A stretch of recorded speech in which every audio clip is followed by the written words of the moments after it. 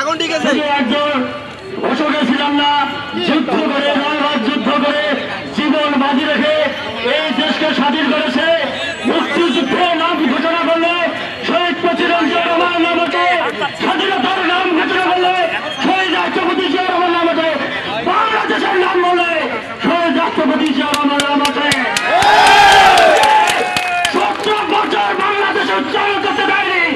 আজকে এই হাইনারা বিদেশে পালিয়ে গেছে। শহীদ জিয়ার আজকে নাম বাংলাদেশে থাকবে, যতদিন বাংলাদেশ থাকবে শহীদ জিয়ার নাম থাকবে, দেশজাতি খালেদা জিয়ার নাম থাকবে, তারেক জিয়ার নাম থাকবে, জিয়া পরিবারের নাম থাকবে।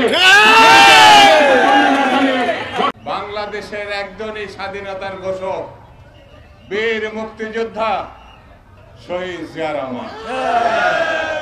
শহীদ জিয়া রহমানের আহ্বানে যে স্বাধীনতার যুদ্ধ শুরু হয়েছিল, 9 মাস ব্যাপী সেই যুদ্ধে লক্ষ লক্ষ মানুষ শহীদ হয়েছে।